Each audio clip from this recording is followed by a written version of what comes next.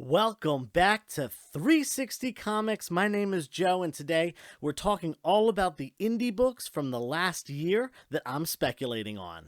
Don't forget to follow us on Instagram and hit that subscribe button right here on YouTube. And definitely check out our last video where we're doing a giveaway. In that video, I tell you how I got into comics, my origin story.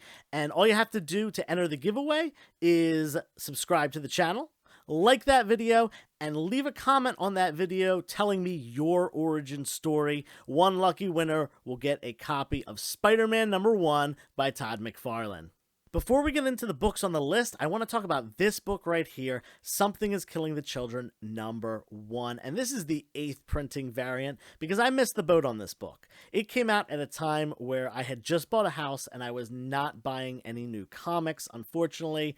And it really stinks because this is something that I definitely would have gravitated to and probably would have bought, but unfortunately wasn't buying new comics at the time, so I missed out on this one. It has since gone up astronomically. I think 9.8s are over $1,000 at this point, and it is the current hot book due to it being optioned, picked up, and at this point having a director attached. At some point, we're going to see it on the small screen.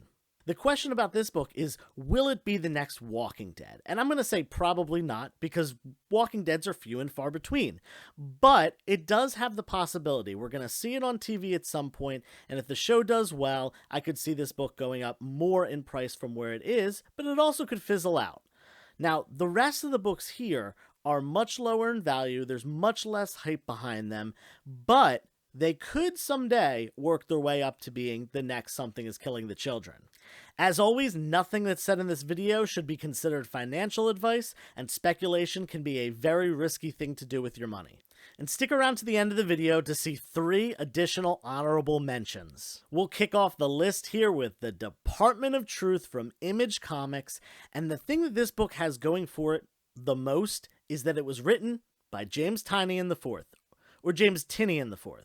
I'm not sure how to pronounce his name. I've heard it pronounced both ways. If someone could please leave it in the comments if you know how he pronounces his name, that would be great. Anyway, James the Fourth, we'll just call him that, wrote Something is Killing the Children. So this book, as well as his DC book, Nice House on the Lake, have a lot of hype behind them, just kind of riding on the coattails of his name. He is hands down a fantastic writer. In my opinion, the current best comic book writer, and I think a lot of people agree with me. If you don't, that's perfectly okay. There are a lot of great writers out there. Tom Taylor, Donny Cates, definitely some of them. But James the Fourth is killing it right now. I said in my DC video, anything he touches turns to gold. Another aspect of this book that I really think is a positive one as far as speculation goes is the fact that it has a political tie to it.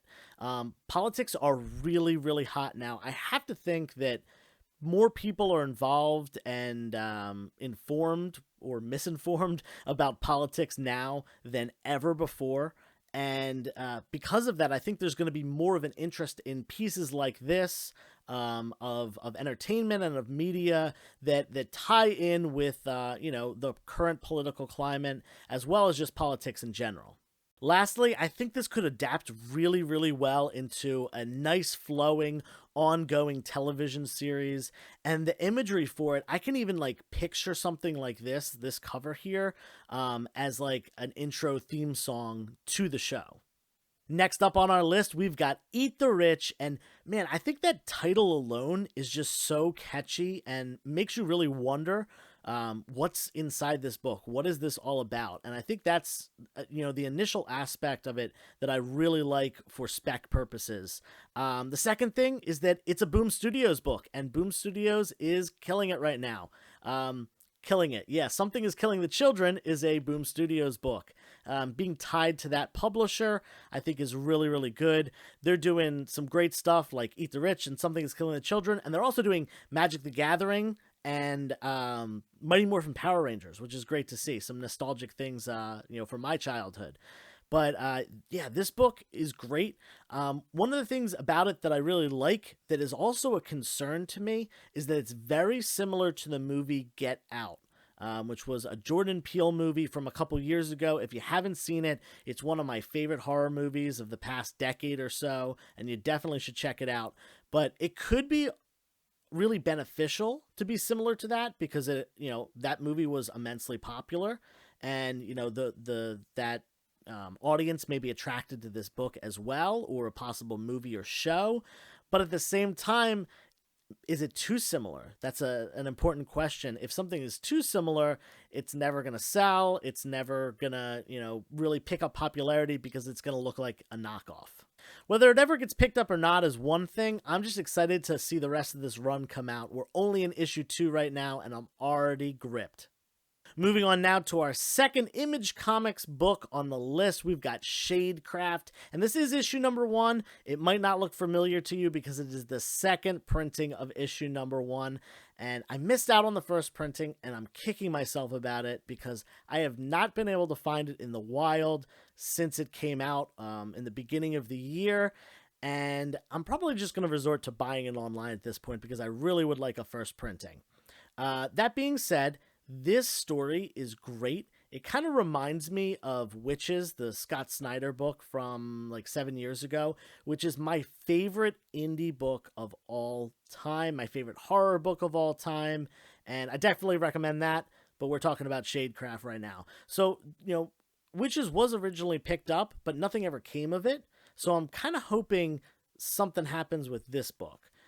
It was rumored, I think, to be picked up by Netflix, or maybe it actually was picked up and just nothing's really happened with it yet, because those things fizzle out. Even when someone actually picks something up and buys the rights to it, it doesn't necessarily mean that it's going to get made. It can get scrapped anywhere along the way, from, just the planning process to pre-production, or even when it's already started to been, having been filmed, at some point. It still can get canceled. So I hope they do something with this. It's a really cool story about a girl with, let's call it a unique gift that might freak someone out if they had this gift. I'm not going to give too much away. You should read it. The cover definitely says it all. Before we get to our honorable mentions, we've got 2 more books, and they kind of tie together. So I'm going to talk about them kind of at the same time. We've got We Live here. This is kind of a post-apocalyptic world where these kids are just trying to survive and figure things out. And the imagery in the book, it's so cool. It's kind of like got this like fantasy feeling to it, kind of steampunk a little bit in some ways. And oh man, I love the art. And this could make a really, really good animated show or movie. And it's got a great storyline. It's gripping. There's tons of character development. There was a prequel, I believe, that came out on Free Comic Book Day. So maybe you pick that up. But I definitely recommend this. And I actually found a copy recently. I had a couple already. I found a copy of number 1 in a back issue bin for cover price, and I was stoked on that because you really can't find this for cover price anymore. They're going on eBay for $30 already, and it's already gotten some hype, as you can see by the price, and we'll see where it goes from there. Now, while We Live is done by Aftershock, we got this next book here from Dark Horse, and that's Last Flight Out. And these books, like I said, they are very similar. They tie together. This is, basically a story of the world becoming uninhabitable. And there are these crafts that have been developed that are going to take away the people that can afford it to live elsewhere. And it's a very similar story concept. But I think there are enough differences to differentiate the two.